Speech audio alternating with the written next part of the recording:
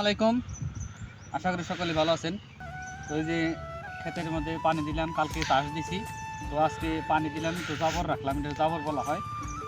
তো পানি দেওয়ার পর এখন তো ওই যে লাল সার, এটাকে পটাশ বলা হয়, ওটা পটাশ মেরে দিতেছি যাতে করে মাটিটা পচে থাকে, যাতে করে আপনার যে হালিটা বুনবো, যে ধানের চারাটা বুনবো, সে চারাটা খুব সুন্দর হবে। তো দেখা যায়, দেন আমি কীভাবে সারটা ছিটাই দেখেন।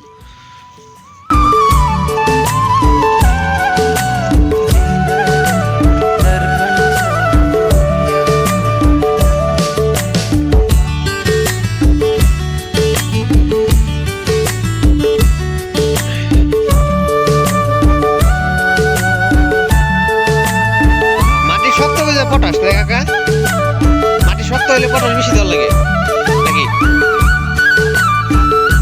আচ্ছা,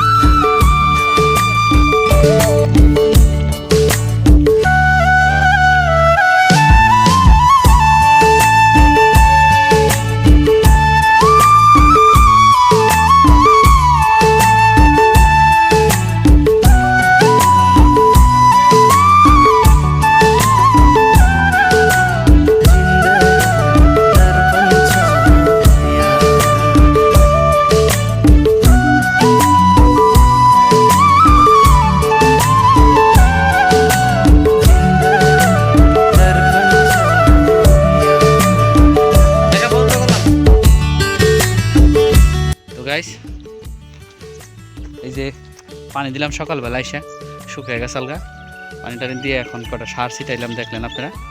তো এখন চলে যাব।